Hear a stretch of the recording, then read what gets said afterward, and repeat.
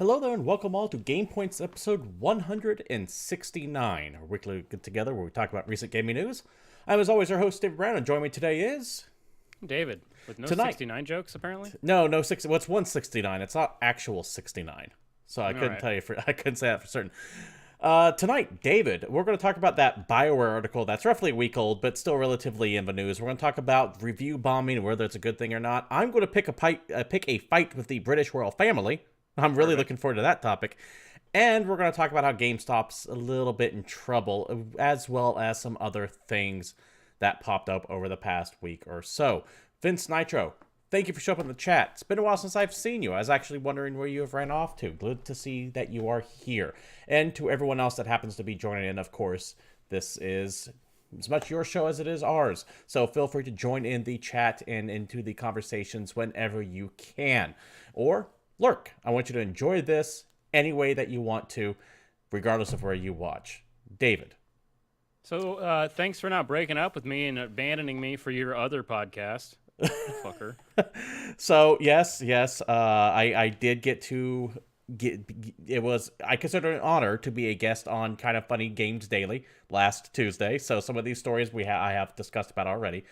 And for you guys who happen to be joining us from See Me On There, parents, welcome. I hope you appreciate what we do here, even if it's not nearly as high budget. And if you want to be part of the GamePoints community as a whole, feel free to join the Discord server down below. We are the opposite of budget. Yeah. Well, wait, no, we are the definition of a budget podcast. Yeah, as budget as humanly possible. We're real cheap, that's what I'm saying. So yeah, the only thing that I ask if you're coming in new is that you just be cool with each other, really. No topics necessarily going to be off the table. Just don't make it personal, you guys know. You guys have been on the internet. You know what I'm talking about when I say that. Don't be dicks. Yeah, don't be dicks. That's all I want. Speaking of being dicks, let's go ahead and go right into the first topic, and that is the Great Borderlands Review Controversy. Now, the articles that we're going to be talking about come from Kotaku, IGN, and GameIndustry.biz. Links, of course, will be provided below in the YouTube description if you're watching there. Vince Nitro says, I wouldn't make it personal if you didn't suck such a colossal amount of ass. To be fair, he's not necessarily wrong. I mean, I'm feeling the love. So, yeah. Thank you for that, Vince Nitro.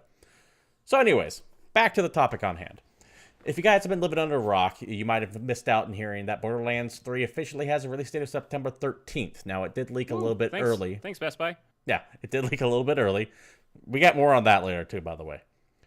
But they had their big announcement on Wednesday of last week, I believe it was. But what really kicked off the controversy is the fact that they also announced that it is going to be Epic Store exclusive on PC for 6 months. Oh, no!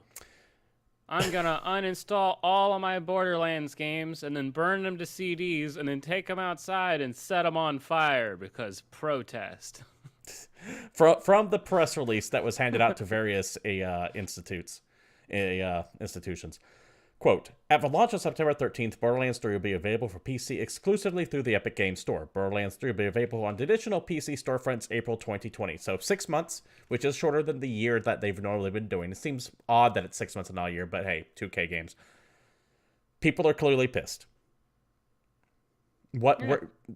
Given your sarcastic statement there, I kind of have an idea of where you stand on this, but where do you stand on this officially? I don't give a flying fuck. About Borderlands or about the Epic exclusivity? Oh, no. Or what?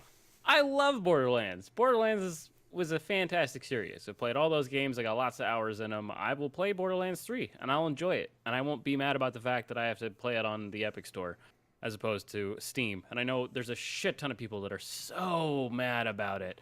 And the article is like, oh, I don't want to have another client that opens. Fuck you. You already have 800 million clients. And then the argument about, oh, well, you can't play it on the platform of choice. The platform of choice is PC. Fuck you. Now, the actual arguments you can make wouldn't be the Epic Store is not as secure as a vendor as Steam is. That's where you can get interesting because Epic is pretty new. And it's got some stuff on there like Fortnite that was a huge hit. And I remember constantly getting emails that people were trying to hack into my Epic account, and I had to put on two-factor authentication. Like, that was a thing. However, that said, what don't you have to put two-factor authentication on anymore these days? Yes, and people are worried that their Steam store's not aside, I as haven't had secure any as problems with Steam. Steam. And every single service that I can think of that you buy games from has been cracked, hacked, or broken in the last 10 years. Yeah, including Steam. If I recall, there was that issue where Steam was just straight up putting people's customer information on their profiles there for a hot second. Let me know if I'm wrong down below, but I believe and it's that better is the than case. Bethesda's store, which started just sending you other people's information when you send a support ticket for Fallout Yeah. 76. Yeah. So yeah. while that argument I think holds the most water, still, fuck you. I just don't care. It's 6 months. As a PC gamer, I'm used to waiting a fucking year for the game to come out on PC. What do you feel about the? Let me address another thing that might be a problem. How do you feel about the allegations that the Epic Game Store launcher is tied to Tencent and they're selling your information to China? Damn! Now it's going to China as well as the American government? Fair enough. I guess that's which one's going to try and fuck me over more? The one that I'm nowhere near or the one I actively live in? Fair. That's brutally fair. To the people who are good. I'm like so pessimistic at this point that I literally just don't give a shit. I'm at that point too. My shit is out there. Someone has it already. Yeah. All of it. If someone wanted to ruin my life, they could in a heartbeat. You just have to hope your lottery doesn't come up. Here's the fun thing. If you're worried, if you're really worried, oh, Epic's gonna lose all my financial information and blah blah blah, go to fucking Walmart or Target or whatever, and just buy a Visa gift card. Yeah. For $60, and then go home and type that number into your Epic Store account, and then redeem that money for a copy of the game. And guess what? If they steal your financial information, they will get the remaining 9 cents from your gift card. And make a throwaway email account on Yahoo or Gmail, and if they require your physical address, guess what? Your physical address is public record honestly worried, if you're actually worried, not just like keyboard warrior worried, like this is all bad and blah, blah, blah, but you're still one of the people that's going to fucking just buy it when it comes out because you have way more bark than bite, which is what I'm assuming most of these people are. If you're actually worried, you're probably the kind of person that already has a VPN, that already has shell emails, that already has this kind of shit set up, but for all your services, not just this one, oh no, it's a competitor to the monopoly that everyone loves that's had the fucking worst customer service in the business for the last 10 years. And I'm going to drop a sad bit of truth on people who do that. If someone's determined enough to get your shit, even with all of that, they have your shit. Yeah, Coco for Tacos, that is definitely something that is confirmed. So, Vince Lecter says, Louis C.K. said it best. Everyone has beliefs until they get in the way of the thing they want. Yeah, that's absolutely true. So, when it comes to this whole Steam versus Epic Game Store debate, I kind of dismiss all the bitching about it just out of hand. I get why some people are upset, but there is one and only one thing that I think is legitimately rage-worthy. And that is when a game was taking pre-orders on Steam or crowdfunding, saying you get a Steam key, and then going Epic Store exclusive. That is fucked up. That's absolutely fucked up. And they should be called out coming out on Steam. If you have pre-orders on Steam and then you just pull it, then that's seriously messed up. Yeah, Phoenix Point, I'm looking at you specifically in Phoenix Point, because that was crowdfunded on the promise of getting Steam keys, and now from what I understand, they're not even releasing on Steam. They straight up said, if you don't like it, you can have your money back. Which is really, really fucked up. Chat says you look like the Kool-Aid Man, by the way. Not exactly, but yeah, that's real good. Anyways, back on topic of where we were. All of this anger has led to the Borderlands games on Steam being review bombed straight to hell. As of last week, they had like over 1,000 negative Steam reviews, which is a shit ton happened on a very small frame. Borderlands 2 has gotten the most, but it has affected the pre-sequel the most because the way the things are weighted. Yeah, Borderlands 2 already had the most like reviews already positive, so harder to make a dent in that. Doesn't matter. Pre-sequel already wasn't beloved. That was kind of the redheaded stepchild of the group. Mm-hmm. And yeah, it got hurt a little bit from all those review bombs. Although the first one I think barely got hit at all. but it also just had that HD. It had the Goodwill pack master, come out, whatever, essentially. Game of the Year edition come out. Which is funny because I was like, oh man, I should play that HD Borderlands. That sounds fun. And then checked my Steam and realized I don't own Borderlands 1 on Steam. What the fuck? And that other version's like $40, and no, I'm sorry. Not happening. Fair enough. So, the person who's getting a lot of shit for this is actually Randy Pitchford, which is funny because I have a love-hate relationship with Randy Pitchford. There's shit I want to call him out on some bullshit just constantly. Once again, how many times can we bring up aliens? But he does some stuff that I actually like, too. But he started off the conversation saying, hey, this was not my fucking call. Go talk to 2K and Take-Two. They do all the marketing and where the game sells. We just make the shit. They sell it. It's all on them. But people kind of kept hammering him over and over again. And now he's kind of taken the position of, let me see. Here we go. Here was a tweet that he sent out.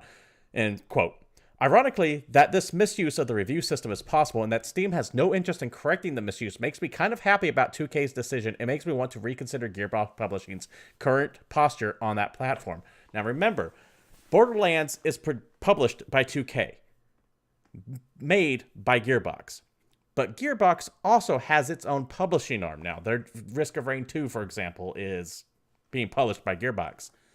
Because of the shit Randy Pitchford has been getting from the never Epic Game Store people, like Steam, rah, rah, rah, all the way, he is now thinking of taking Gearbox Publishing and going to Epic Game Store now, just to kind of spite them.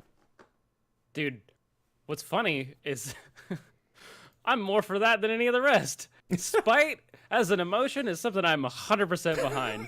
Fuck all of these people, Randy Pitchford. You do you. This is the only time I've ever been a fan of yours. I understand spite very, very well as someone who has done many things out of spite. And the funny thing is that there's a lot of arguments that you shouldn't do it, that it's a bad idea, blah blah blah. You're hurting the fans. Your sales are gonna suffer, but they're really not because they're gonna get a 88% split. And Epic is paying them.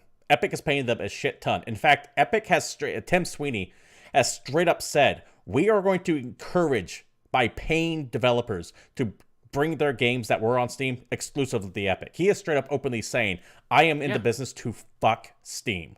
We've got that Fortnite money. Steam has been doing its bullshit for far too long. We're going to make an honest-to-God, bona fide competitor. Yeah. And they have the fuck you money to do it. And it is showing. It's...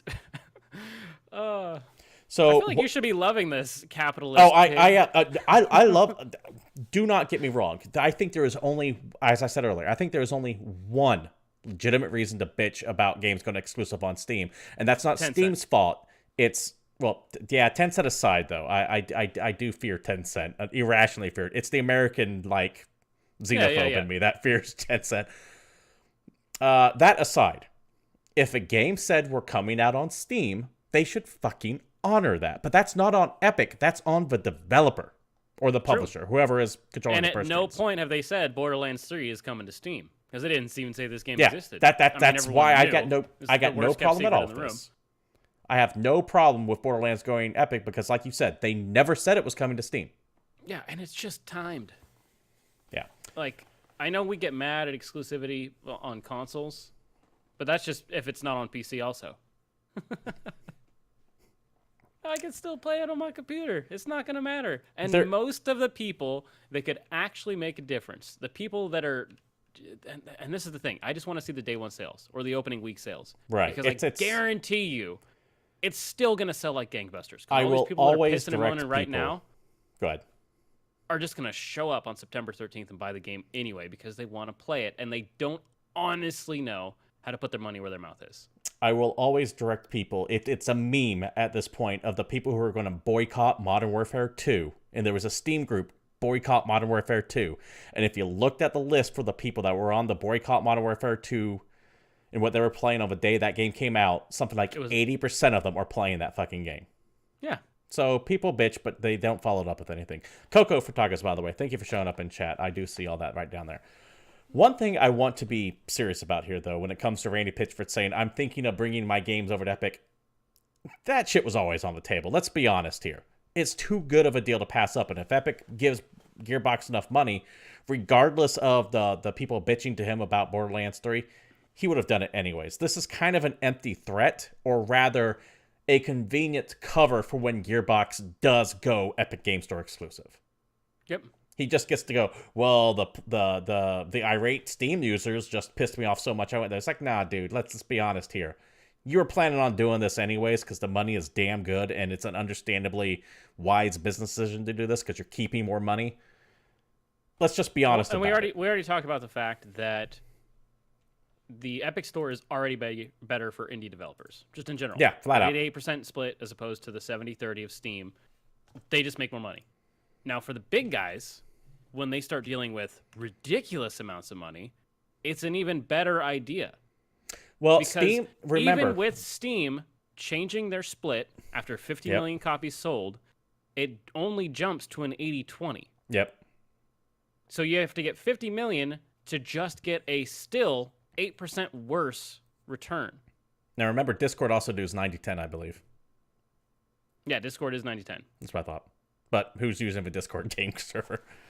Mm-hmm.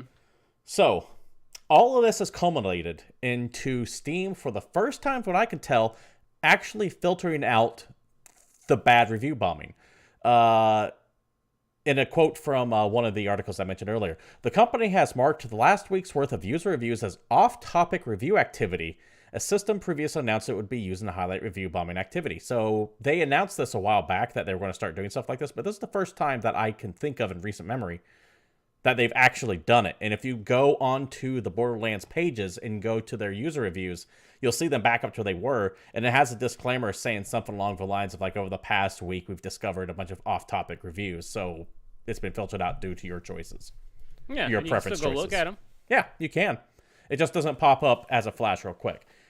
Which brings me to the question I want to pose to you, David, and to the audience watching us either live at Twitch TV/GamePoints or at YouTube/GamePointsPC. Is review bombing a good or bad thing? I feel like we've had this discussion before. We might have. Last time something big got review bombed and we didn't really know. People are mad about it. And it seems kind of stupid to drag something else down, but at the same time, the consumer doesn't really have any recourse against the company. You know, besides the obvious, which is just not buy the fucking thing. Right. But this really is that, go ahead. Pissing into the wind is your best option. And I guess the reviews of a game on a competing service is the best place that you can do that. This has a tangible effect on review scores. You can go, oh shit, what's going on? And I think most Steam users, most PC users are savvy enough to know when they see that drop real quick, they go, okay, what the fuck did this company do? They go look at the reviews, not to get an honest review assessment, but to go, what the fuck did this company do that people What the fuck did I miss on Twitter? Exactly. That's more what it is than anything. And this is one of the few ways that the consumer can actually make their voice heard. That said, to Randy Pitcher's point, it's not his fucking fault 2K put the game on Steam. Yeah. Or on Epic, rather. Sorry. So they're kind of targeting the wrong person here. And they can be mad at 2K. Why aren't they going out and bombing every single 2K game? Right, exactly. As opposed to just Borderlands. So Coco for Tacos brings up the fact that mob mentality is usually never good. And the reason why it's usually never good is because what I'm talking about right here. Because it can be... I like that usually. When is it good? Like a buffet table? Yeah, we want the beef. So Not the chicken. Get that weak shit out of here. the mob is like a fucking blunderbuss. So you might be aiming at one thing specifically, but when you pull that fucking shotgun, it's not just that one thing that's getting blasted. It's everything around there. And that's you really shouldn't have assuming... put a toaster in there. That's just reckless. That's assuming that it's even pointed in the right direction. And so, far too often, it's not. And this is the case. So, to answer my question, is review bombing good or not? My gut says yes. You're going to go with yes? I think like I'm it. going to go with yes. Because it really is one of the few ways the customers can actually have some kind of power to show, hey, we are pissed. Fix something. Like for example, Anthem. Their Reddit has been on their subreddit has been on fire for the past 6 weeks. Same idea. It is a place where people can go, shit's fucked. We're unhappy, and we need to get traction on this. Okay, so that's fun, but that game isn't on Steam, and that game didn't get review bombed. That game just had discourse or argument or angry yelling on Reddit and Twitter. But we need some. But it, and I could argue that because and that they game's don't being have... worked on. And going off chat, we can talk about Battlefront 2 and that game. That game didn't come out on Steam. That game just got bombed on, Twitter and Reddit. Fair enough, but so the specific Steam review bombing itself as an argument that it's the only outlet for the consumer to direct their thoughts to the company, I feel is still kind of false, because how many of the company members are actually going in and reading their Steam reviews? No, you're right. You're right. Yeah, no, you're absolutely right. You're going to have way more of the devs lurking on the forums or looking at Reddit or just watching their own personal Twitter feeds than you're going to have Randy Pitchford clicking on the Borderlands 2 Steam page to read the reviews. No, you're absolutely right. I retract about that. I retract my review bombing as a good idea. I get why people might think it's a good idea, and even I think it's a good idea to a degree, but it's like unnecessary. The idea that customers and consumers need a way to give feedback to developers and publishers. That I'm for. Specifically, just spamming fuck this game, middle finger on Steam on a tangibly related title. No. Yeah, you're right. It is unnecessary. You're absolutely right. I back off my I don't want to say enthusiastic support review bombing, but my tepid agreement of it. But yeah, you're absolutely right. I completely retract that statement. It's pointless because people are making these that things if it makes a big enough splash, devs will hear it, which can make sense because you've got the different game sites, like reporting sites, that'll say, "Hey, this game's getting review bombed. This game's getting review bombed," but they also tend to report on something getting trashed on Twitter or Reddit because that's where they get half their articles from anyway. And keep in mind, for every case of like this where it seems somewhat legitimate, or like Coco brings up in chat, when GTA players review bomb GTA 5 of Rockstar trying to remove the ability to use a mod, you get those review bombs. But you'll also have people review bombing because they changed the rate of fire of a fucking gun by like half a second. Yeah, it's not really a good system because it's mob mentality. It's that mob. This is like the lukewarm take of the night, I guess. Like the gamer idea is just to get completely overreactive to every little thing. There are some things which are totally warranted and you should be angry about. And you should voice those opinions, ideally by voting with your wallet. So I appreciate that you put the gamer thing in quotes, by the way, because I'm really fucking tired of everyone going, fuck gamers, they're a bunch of racist, misogynistic, insert whatever. It's like, motherfucker, you are painting with the broadest fucking bunch ever. But when you say it in the way that you did, you're kind of saying, no, I mean specifically this weird... Specifically that subset that, has ridiculous, dark red hair and all of their PCs black and red, Yeah, David. It's fucking weird assholes like that. No, but you know what I'm talking about. The people that just get overreactive and ragey and throw out a YouTube video that's an hour long about how this company has fucked them personally, right, and they're never going to touch any of their products, but then they buy them anyway. Yeah. Because for me, I'm one of those open-ended, everybody's a fucking gamer. My mom plays Pokemon Go. She's a goddamn gamer in my mind. I don't give a shit what you think. If you're one of them elitist kids. Gets her out of the house. Okay, so anyways, I think we've covered this specific topic as far as gamers rise up. I think we've covered this specific topic as far as we can. Let us know what you think down in the comments down below, if you think review bombs are good or bad, and try to give some thought out reasoning behind it. Change my mind back or keep it as it is. Try to change David's mind, but just keep it civil. Or just, send me a bunch of middle fingers on Twitter. Don't do it. Sure, on that'll Twitter, work. Sure. Go for it. Yeah, I'm sure that'll get them to change it. That always works. Speaking of middle fingers being tossed around everywhere, Speaking of things that always work, let's move on to this. If you haven't heard it, Anthem had a big old expose on it dropped last week from one Jason Schreier over at Kotaku. Now, the title of the article is How Bioware's Anthem Went Wrong. I suggest everyone read this son of a bitch. It is long as hell. or if you're really lazy, watch the 8-minute video on YouTube. Or that. It is very it long. Bullet points it. I went over this on my stint on Kind of Funny Games Daily, so I am not going to be the one leading this conversation. I want to turn this over to David and the audience, and I want to know what you guys think about this, because I've given my opinion on this already. Okay, so to preface this a little bit, Jason Schreier is a really damn good reporter, and not too long ago released a book called Blood, Sweat, and Pixels, which is a tale of just woes in the game industry. And one of the games featured in that book is Dragon Age Inquisition, which had kind of a famous, just problematic, mismanaged, horrible development cycle where they somehow pulled magic out of their ass and released a game that worked and people liked. And it's something that a lot of people started calling Bioware magic, where even if a game didn't look like it was shaping up, it all smoothed out at the end and it came out perfect. And that idea apparently infiltrated the company themselves.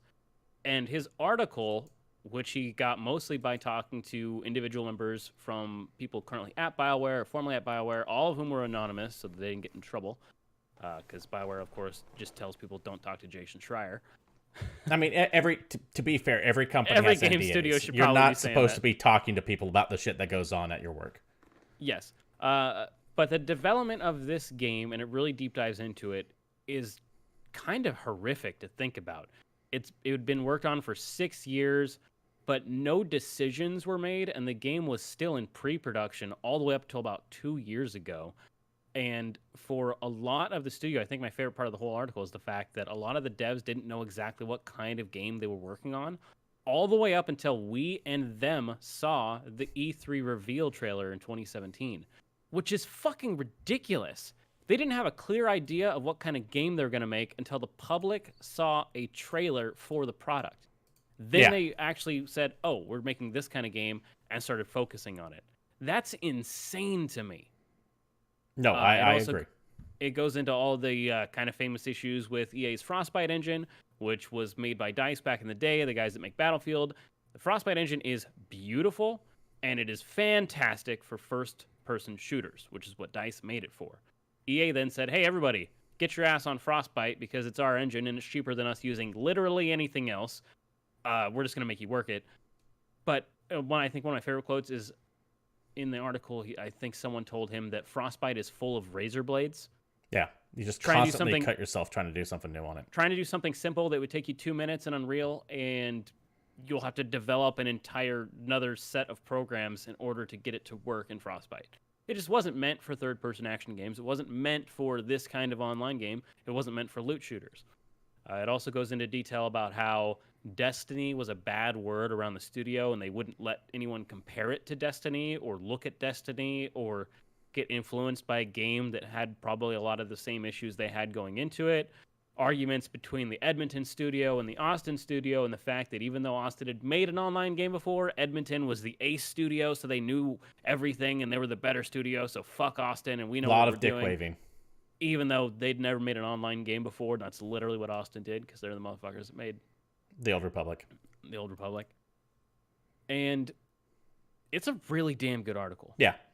He goes into a lot of detail here. He talks about a lot of stuff. He also just talks about all the people that left the studio, and it's a ridiculous list. They were being called stress casualties. If you go on LinkedIn and start looking at people who had like former jobs at BioWare from the last 2 years and are now doing something totally different, it's a little ridiculous how many people left that studio. Yeah. No, it's goddamn it's rough.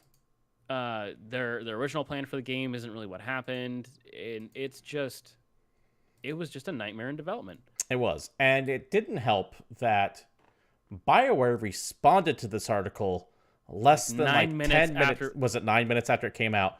Yeah. Essentially saying this article provides nothing of value and does nothing but tear people down. It's like, we don't support this article because it calls out various head honchos from the company, and we feel that it's misinformed and not useful and blah blah blah. It's like, motherfucker, you didn't even read it. Which doesn't address a lot of points, which they didn't. No. Because he had reached out to them and said, hey, here's a bullet point list of what's going in the article. I'd really love to talk to some people higher up or people currently at the studio that can give me some idea or give me some feedback from the management side, because all I've talked to is employees, and they it doesn't said look to piss great off for some of the people. And they basically told him to piss off. So, in response to that piss poor article, Casey Hudson, who's kind of like the lead guy at BioWare, he left and came back. Yeah, he put out this... Yeah, Vince Nitro said this article is not useful, which I would argue otherwise. It's extremely useful. Yeah, to our company narrative, exactly. Good night, Coco. Thanks for dropping by. So Casey Hudson addresses this long letter to the people working at BioWare, and it's an internal email, which of course was instantly forwarded to Kotaku, because Jason Schreier has sources in there. It's my favorite part. Yeah, instantly, just given to Jason. So I'm going to read this article this letter that Casey Hudson wrote to BioWare in its entirety. It is a tad long, so bear with me. It's not too bad. No. Hey BioWare, I wanted to get a note out of you to share my thoughts on the Kotaku article and the online discussion as raised. The article mentions many of the problems of the development of Anthem and some of our previous projects, and it draws a link between those issues and the quality of our workplace and the well-being of our staff. These problems are real, and it is our top priority to continue working to solve them. So I'm going to put a stop right here as I discuss this. Apparently, this Schreier article had some fucking worth, because he had to go, yes, this shit is happening, and we need to address it.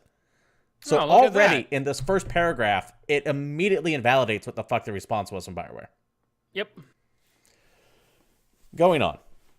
What we found out of bounds was the naming of specific developers as targets for public criticism. It is unfair and extremely traumatizing to single out people in this way, and we cannot accept the treatment toward any of our staff. That's why we did not participate in the article and made a statement to that effect. That whole line is literally just to cover our former response said a bunch of bullshit. Yeah. But that's still our official stance because reasons. Yeah, once again, if that was the case, you write that in your initial article going, calling this person out is blah, here is why. Or literally just reply to Schreier in the first fucking place. Yeah. Going back on with the article, the letter to the BioWare staff. When I was offered the opportunity to run BioWare When I was offered the opportunity to return to BioWare as GM, I came into the role knowing the studio was experiencing significant challenges in team health, creative vision, and organizational focus. I was, and continue to be, excited to help drive those improvements in those areas because I love the studio, and above all, I want to create a place where all of you are happy and successful. I'm not going to tell you that I have done a good job of that, and on a day like today, I certainly feel like I haven't. But some of the steps we've taken toward this include a more focused studio mission and values, so that we have clarity on what we do here and how we define a high standard for our studio culture. We have updated our studio structure around a matrix so that development directors can be fully focused on individual career support and well-being. We are currently defining better role clarity so that people can succeed better against clear expectations. And we are putting in place production changes that will provide for a clearer project vision as well as significant post-production period that will further relieve the pressure and anxiety on teams during development. That last part is kind of key. My apologies, a lot of words, I had to take a sip. That last part there, we are putting in place production changes to provide for a clear project vision as well as significant post-production period. That makes me think that Casey Hudson went to EA and went, I don't fucking care if you need these games out for quarter. We cannot go through another Anthem again. But we'll see if it actually happens, because I'll let you finish the article first. All right, going back to the letter. But I know there's much more to do, and we will talk more in detail about other actions we have been planning in response to eternal feedback and postmortems next week, which is this week, at an all-hands meeting. As always, please continue to provide feedback and blah, blah. He goes on and says, thank you for your hard work, etc. So they are going to have an all-hands meeting. Apparently, this letter, which provided nothing useful at all, was important enough to make an all-hands meeting when they get all of BioWare together and go, we need to talk about how fucked up things are. I mean, when you've lost a shit ton of your staff to fatigue and stress leave, maybe it's a good idea. Casualties. Jim Sterling did a video earlier today about it. When he looked up the term stress casualties online, you know what fucking shows up when you type in stress casualty onto Google? Victims of war. So it is fucked up. I fully expect, by the way, the notes of this all hands meeting to be instantly leaked to Jason Schreier the second the meeting ends. That sounds about right. Someone's just like recording it and then sends them an audio transcription. What do you think about specifically this statement, David? Specifically just Casey's response? Yes. It's very it's more appropriate than the initial Bioware response, but still just as empty. In that it actually makes mention of some of the things in the article, as opposed to just blanket statement not understanding what's going on. And it has some kind of wishy-feely moments, and then some other parts that aren't really useful. It's about as on the fence as I think he could write it. There is one line in particular that I think is key, and it's a trust but verify moment where I'm going to trust that they're going to do this, but we need to verify with Dragon Age 4 if they did or not. And that is when Hudson says, "We are putting in place production changes that will provide for clearer project vision, as well as significant post-production period that will further relieve the pressure." Essentially means we're going to take more time when the game's finished to make sure shit's done. Yeah. Cool. But the problem is that they have a publisher who's going to give them a deadline, and then they're going to crunch. Yeah. Well, that's why I say we that's need the to thing see how this shakes out. And one of the big things that I wanted to talk about is Jason mentions in this article that he got shit tons of responses from people at all kinds of companies. That Yes. was more or less, hey, replace Bioware with my AAA game studio name, and it's the same fucking story. You're right. So we'll have to see. It's rampant in the industry, which makes me think that it's not a single company having an issue kind of thing, but it's just a problem in the game industry in general. Because back in the day when they're making movies, you know, and they're still working on them and they're not quite ready for it, they would have like a hell week where they're working really hard that last week to get the movie out the door. And with the game industry, I feel like that was probably the case back in the day. And it's just kind of ballooned into this ridiculous nonsense where, you know, it's a hell 2 weeks, hell month, hell fortnight, and it just goes on and on and on until there's stuff like The Last of Us, which was a hell 6 months. Right. Introspect, welcome to the chat, by the way. I did see you in chat on Kind of Funny, by the way. Thank you for showing up there. So, this level of shit is unsustainable. And it all ties back to my how hype is killing the industry conversation. Hyping unrealistic goals to the players, hyping unrealistic expectations to the shareholders, hyping unrealistic deadline. Like, it's all hype. It's all predicated on bullshit. Yeah. And how many of like the big time developers or the seasoned developers can you hear that are going indie, that are switching to small projects, that are switching to things that are on their pace that they can release when they need to? How long until the AAA industry is completely out of seasoned talent due to burnout, and all they have is developers like more or less cracking the whip over a bunch of like rookie young programmers that are going to push out games with a shit ton of mistakes and problems that just collapses the entire AAA industry into fucking nothingness as all the games come out as shit, as all the games come out as Fallout 76. Yeah. I think that is...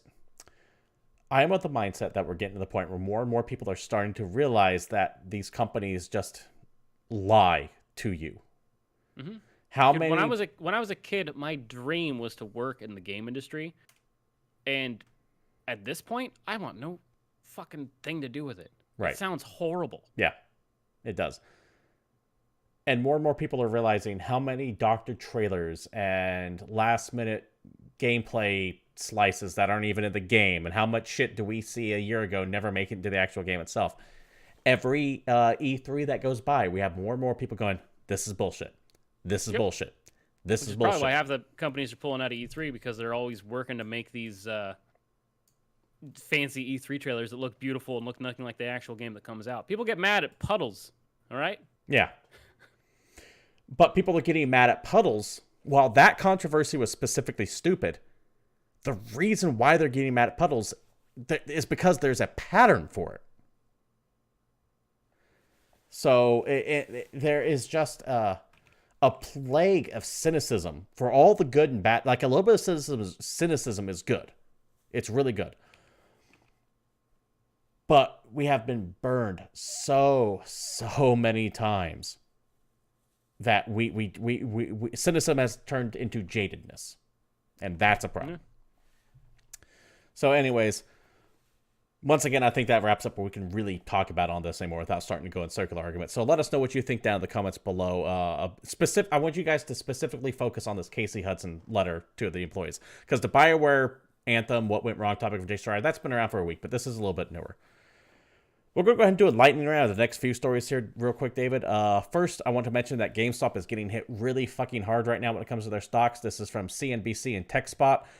Long story short, I'm not going to drown you in numbers, but GameStop had a really, really bad first quarter. Oh, I'm really shocked about that. That seems crazy. See. GameStop, but where are you going to go to buy a used cell phone?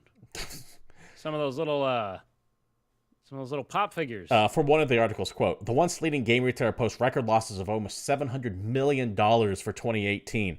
In recent years, GameStop has admitted that its core business is no longer viable and has tried to pivot into other areas. When you admit that your core business is no longer viable, that's why every GameStop looks like a hot topic now, by the way. Yeah, dude. That's why every GameStop's slowly looking like Radio Shack before it went out of business. Any minute now, they're going to get a bunch of radio-controlled cars. Yeah, it's... As someone who worked for Radio Shack for a hot minute, I know exactly how that played out. So, and also let's not forget that Sony is now they're like, oh, we're not going to sell digital codes at GameStops anymore. The blood is in the water. But one thing to keep in mind before everyone starts celebrating the death of GameStop is that we do have these new consoles coming out soon. And when that happens, it's going to inject a lot of lifeblood into them. But it is not looking good for GameStops. I think the problem is that they just too many stores. That's one of the big problems. Dude, the funny thing is that GameStop has a shit ton of exclusive things that they pay for, and it's just none of it's good. No, I actually have a problem. I get pissed because GameStop will get things exclusive that I actually want, but I get so mad about it I don't even bother to buy it. Because fuck you, GameStop. Yeah, because guess what? I vote with my fucking money. Let's see. And that's why I don't have a physical copy of Katamari on Switch. The shares of the company fell 7.52% recently after this announcement, and that it would not the company would not provide annual earnings forecast at this time. Remember one of the GamePoints maxioms: if a company is doing good, they will not shut up about their numbers. If it's doing bad, they won't say shit about them. So it's looking really, really bad for GameStop. All right. I'm going to save this next one for last. Let's go ahead and go over a couple ones real quick. Starlink. Ubisoft's not going to make physical toys for it anymore. Oh, okay. No. It's almost like Toys to Life was dead a few years ago, and they tried to bring it back, and it didn't work. Right. And however, I'm still into Starlink as a game. Yeah. Starlink's I'm excited that from this report, they mentioned that Starlink will continue. We're just not planning on releasing any more of the physical toys, which also is keeping me kind of watching for that Zelda edition to go on sale for just like $10 and then pick it up at a closeout somewhere. Yeah, no, I agree. I don't want Starlink to fail, but the Toys to Life thing was stupid. And I played around with them. They're cool, but I mean, it's an unnecessary cost to a game that doesn't need it. Yep. Especially since all the toys can be bought digitally. Like, digitally. You can buy the weapons digitally, etc.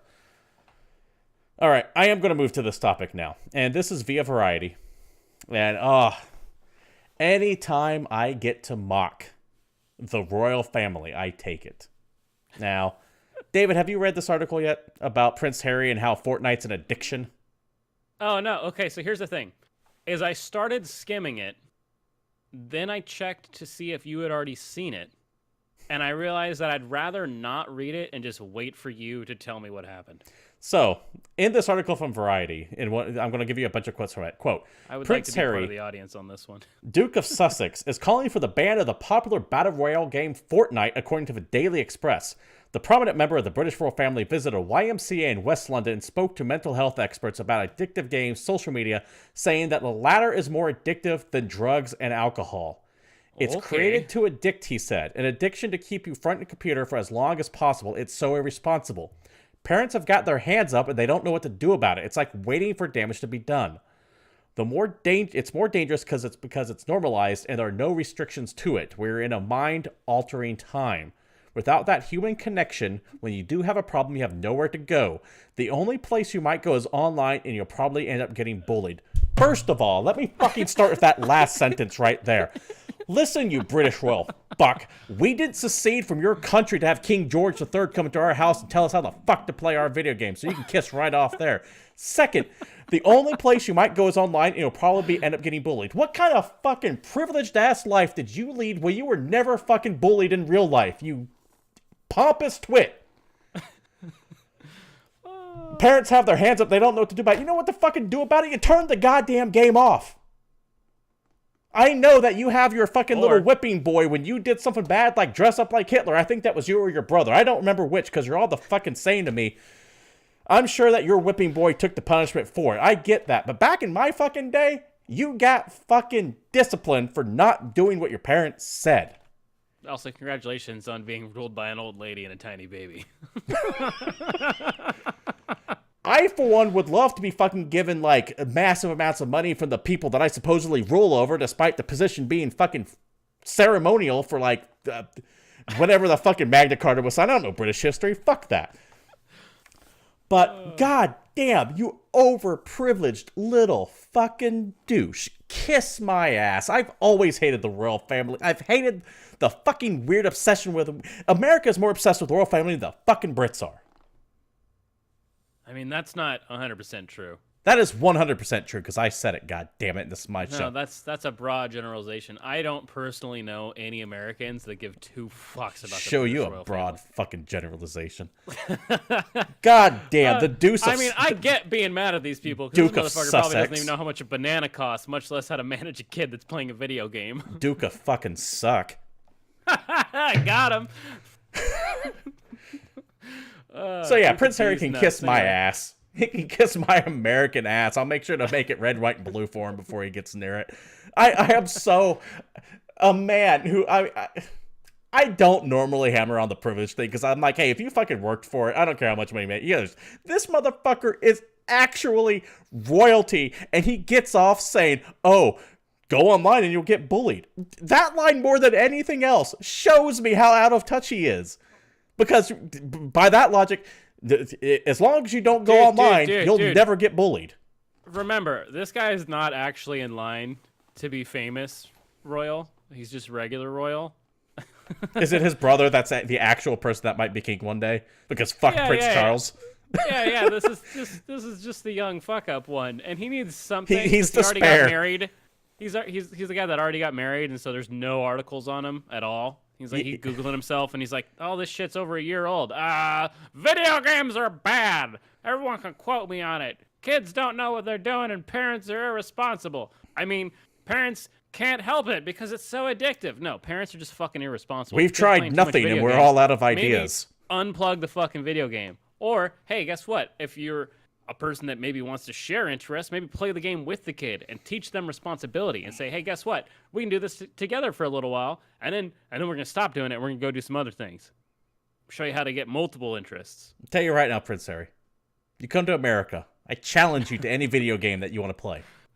Anyone. And we'll see who truly is the greatest country in the world. Spain or Portugal. I would challenge him to a game of cricket.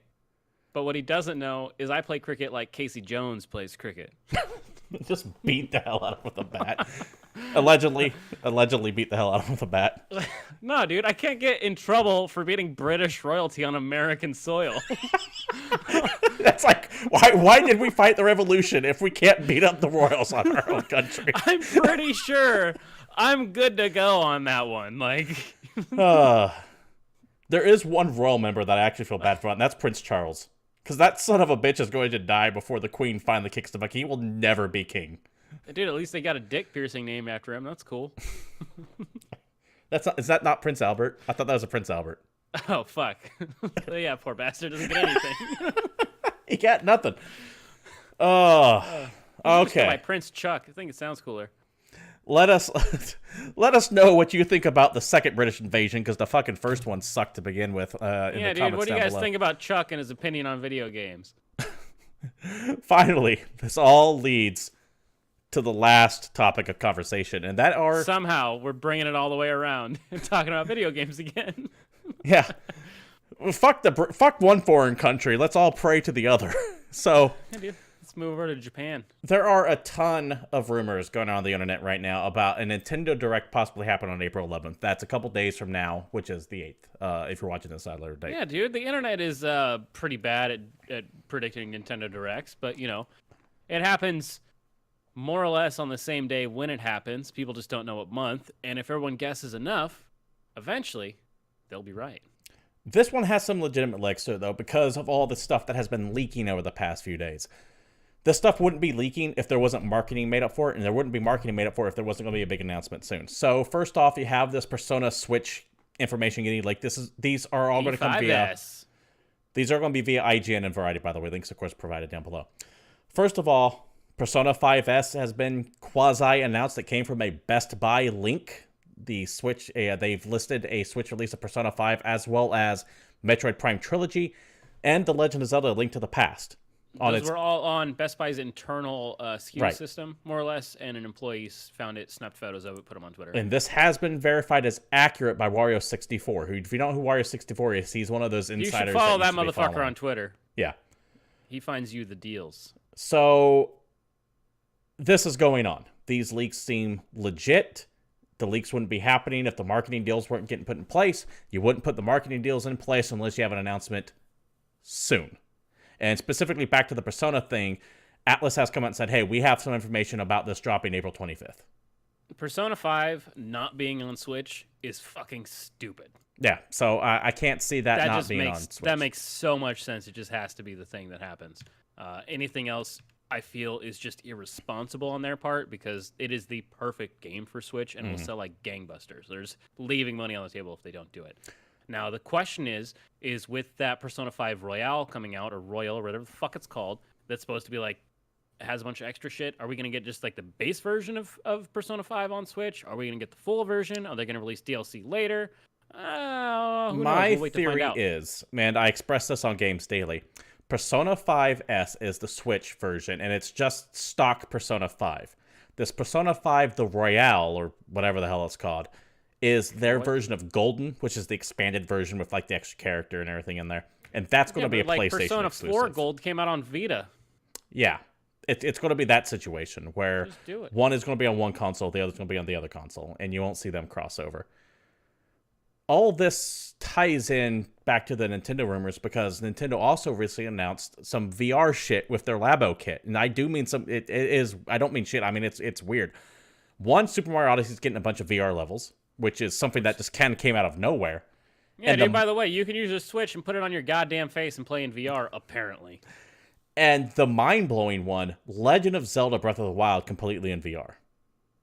Yeah, dude, and this is all with the Nintendo Labo VR kit. Yeah. Because guess what? They did not sell enough of that cardboard, so get this cardboard in your face. No, my gut tells me this was from the get-go. They had this plan from the get-go. Probably. I don't think this was a last minute, we're not selling enough, let's throw this in here. I think this was something they had from the beginning. Although I think we minorly skipped over probably the most important part of all this shit. What is that? Fucking Metroid Prime Trilogy on Switch. Rumors, but hey, that could be the bone they're giving because Metroid Prime 4 got delayed. Because remember, they essentially came out and said, this isn't working out, we're having to start over. Just do me a favor and make sure it doesn't have any motion controls whatsoever, and I will be a happy, happy camper. Absolutely agree. So, why are these two stories linked? Well, because the Persona information is supposed to be coming out on April 25th, and the VR shit drops on April 25th, which means that if you're going to have a Nintendo Direct talking about the stuff, you'd want to start announcing it like a couple weeks before we have all this available. Oh, what day is a couple weeks before the 25th, but also 11th. falls on a day that... Yeah, you didn't even let me keep No.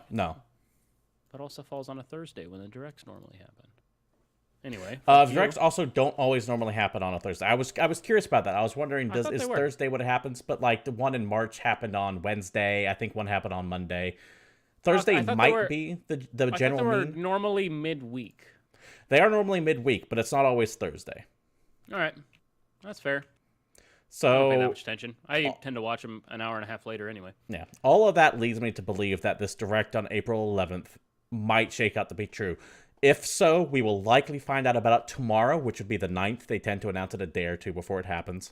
But I get the feeling that this April 11th date seems legitimate, if not the week after. So I would say expect a Nintendo Direct this month. Well, we're either going to talk about it on our next show, or we're not going to talk about it on our next show. Yeah, I mean, it absolutely has to be one of those there you go. choices. David? Yeah. Either way, this Nintendo Direct business, the Persona 5 business, is fucking Metroid Prime trilogy on the Switch. All of this is rumor and might not even happen, and we're not going to know for a long-ass time. So if I wanted... days. Yeah, literal days. If I wanted to waste that time, how could I go about doing that? There's a whole bunch of things you could do with some video games that are releasing for your nearby console or computer this week. Computer? First, we've got... Yeah, computer. We've got Phoenix Wright Ace Attorney Trilogy for Switch. I'm buying and by this, by the way. PS4 and Xbox One and PC. Dude, I am so it's buying Phoenix Wright this. on every fucking thing, which is rad. This is the first 3 Phoenix Wright games. Phoenix Wright games came out on DS back in the day. They are more or less visual novels where you yell objection and solve cases, and they're pretty damn entertaining. They're pretty funny, and yeah, you probably know what Phoenix Wright is. If not, you can Google it. I believe in you. It is perfect on the Switch, by the way. This is one of those games, like the visual novels. I mean, it was perfect on the DS, so makes sense. Yeah, Danganronpa would make sense on the Switch. The Nonary games would make sense on the Switch. This makes sense on the Switch. Yep. We also have Zanki Zero Last Beginning on PS4 and PC. What the hell is this? This is another game that I have trouble having any excitement for, because this is a game where you explore ruins, dungeons, and islands in a post-apocalyptic world through the POV of 8 different protagonists as they fight for survival and search for meaning in their never-ending cycles of life and death. Don't we all? This is a first-person dungeon crawler JRPG.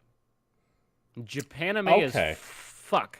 The music immediately turned me off of this game. Okay. And as far as I can tell, you mostly fight goats, at least going off the trailer. Okay, that sucks some of my excitement out for it, because I've been thinking lately of playing a first-person dungeon crawler, because I've been thinking about games like Legend of Grimlock. Wait. Why do I want one of those? Maybe wait. And not even that much longer in this specific list of things I'm reading to you. Okay. Also coming out this week, we have Dangerous Driving for PS4, Xbox One, and PC. This is the closest damn thing we're going to get to another Burnout game.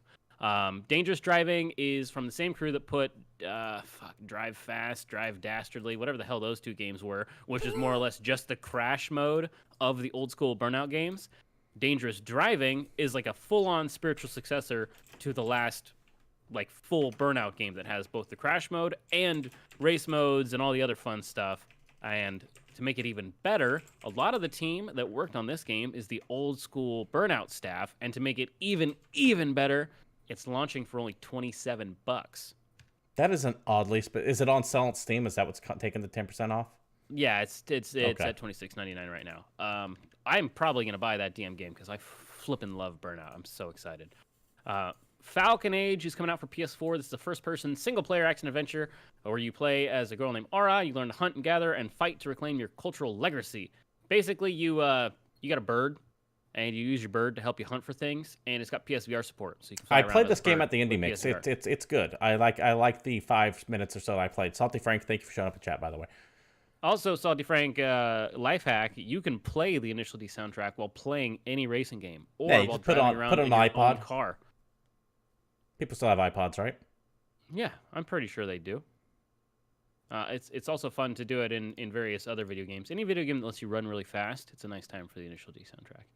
Vaporum for PS4, Xbox One, and Switch is, get this, a grid-based dungeon crawler RPG in an original steampunk setting inspired by old-school classics of the genre. This has been on PC for a while. I was tempted to pick it up because I get a whole bunch of press emails about this game specifically. And if it was coming out on PC at the same time, I probably would have bought it. I don't, as good as for the Switch it might be, I don't want it for the Switch. I want it on PC. This one specifically. All right, well then you can do that. How about Corpse Party? Sweet Sachiko's hysteric birthday. I don't give a fuck about this game. Anyway, there's Sakiko's hysteric birthday. I can't pronounce that one either. Is some weird. I don't know. It's a game in the Corpse Party series Corpse Party is apparently a series of games that people like to play. Corpse Party is a series of horror visual novels, which has some rudimentary 16-bit style movement in them, where you kind of move a little bit on a top-down RPG-looking thing. But it's not an RPG; it's a visual novel, known for its over-the-top, horrific death scenes. It is a horror game. Now, from what I understand, that this is kind of like a comedy spin-off of that franchise, but I couldn't say for certain. I believe it takes place between Corpse Party and Corpse Party Book of Shadows. I'm not 100% on that, though. I don't even know what you're saying anymore. Also coming out this week is Cook Serve Delicious 2, Xbox One and Switch. I'm pretty sure this game has been on PC for a minute. Yes. This is a restaurant sim game that's really popular and reviewed pretty damn well. It's easy to get into, difficult to master. It's a journey to be the best damn chef in the world. And yeah, it's a full-on just restaurant sim game. Yeah, it's all about the pressure thrown on you. Yeah, if you're into sim games, especially some with a little extra pressure, you might enjoy it. If you don't like sim games, stay the hell away from it because it won't do anything for you. Mystery of Woolly Mountain. I was going to say something about it, but it's all right. Go on. All right. Mystery of Woolly Mountain is on PS4, Xbox One, PC, Mac, Switch, iOS, and Android. That bodes well. Which is always a red flag in my book. But it's a game that was actually kickstarted, and it was worked on by Ron Gilbert. Oh, that's the Monkey Island guy. And it's a point-and-click adventure game. I'm no longer shitting on this. Yeah, this actually has some star power behind it, and is a kickstarted game that looks kind of interesting if you're into old-school, like indie strategy point-and-click adventure-style games. The art style might throw you off, but you might be super into it. It's got strange beasts, evil wizards, automatons, rope men, whatever the fuck that is. And there you go. Enjoy. Yeah, Ron Gilbert's like one of the grandfathers of the adventure game. I mean, we're talking Day of the Tentacle, all those amazing LucasArts games. I think he did the LucasArts games. More than anything, this is a Kickstarter game that came out, and that's always impressive to me. Most of them don't. Yes. Dude, how about the fact that Hellblade Senua's Sacrifice is coming out for Switch this week? It's a damn good game. I recommend everyone playing it. It was a good game for a good price. Yeah. Hellblade, I think we decided was our definitive A game of the year. Yeah. It's not a AAA game, but it's not like a B or C tier game. It's like a solid A game that launched at $30 that you can now play on Switch. I believe the same crew that's doing all of the good Switch ports like Doom and what else did they work on? Wolfenstein did the Hellblade port. Oh, god damn it. I can think of their name off the top of my head, but I can't, it's not coming. Oh, well. I believe it's that same team, so it should run reasonably well. I know the Switch is underpowered, but hey, this game's pretty rad, and I don't think it is too demanding. We have Shadowgate coming out for PS4, Xbox One, and Switch. This is a remake of an old-school adventure point-and-click game, so if you don't have enough with playing Mystery of Woolly Mountain, you can get more point-and-click action in Shadowgate, where you're in the Seed of Prophecy. You travel deep into a living castle in hopes of defeating the evil that dwells within. So less slapstick, point-and-click, more serious adventure style. Shadowgate is one of the, classics when it comes to this style of game. That and Deja Vu, specifically. Yep. It is of that genre of chew the piece of gum to put on the stick to grab the key through the gate and use the key not on the lock but on the parrot somehow to get it to fly off to ring the bell that opens the door. So it's definitely that line of thinking.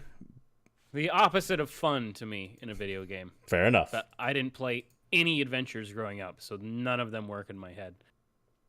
Earth Defense Force Iron Rain is way more up my alley, coming out this week on PS4. This is yet another game in the what appears to be never-ending Earth Defense Force series, where you fight all of the things. Earth Defense Force is a series that's been out for a long time. They're third-person shooters where more or less you run around as a person on foot or in the air, or sometimes you throw helicopters at things, and you just fight more or less waves and waves of giant invading alien bugs or robots or whatever happens to be the bad guy in that specific EDF game.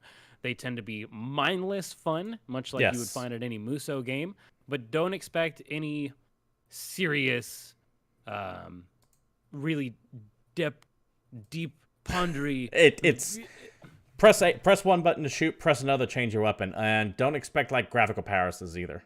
These are very much budget titles, but they're fun. budget titles. Just kill all the things and have a great time doing it. And finally, speaking of having a great time doing it, Weedcraft Incorporated comes out on PC this week. Yeah, we're gonna end with Weedcraft because why not?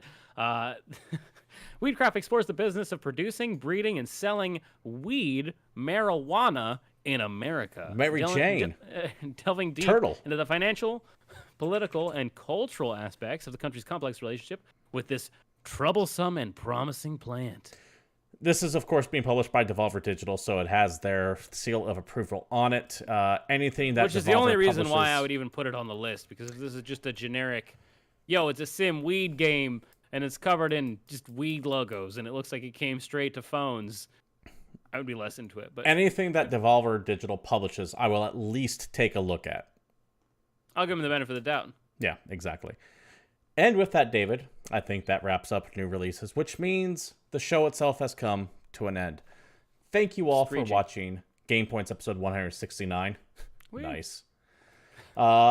We do stream live every Monday at 8 p.m. Pacific Standard Time right here at Twitch TV/GamePoints. And if you want to support this show in any way, please feel free to like, subscribe, throw bits at. If you're sitting on an Amazon or Twitch Prime sub account, please feel free to use that here. But if you don't use it here, use it somewhere. It does go to waste.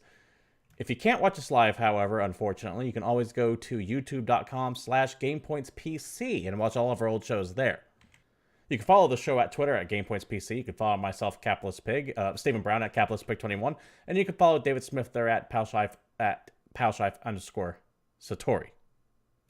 I do stream regularly throughout the week, by the way, starting at 9 p.m. Pacific Standard Time. If you want to drop in there tomorrow, I'm going to be taking a look at Jetstream.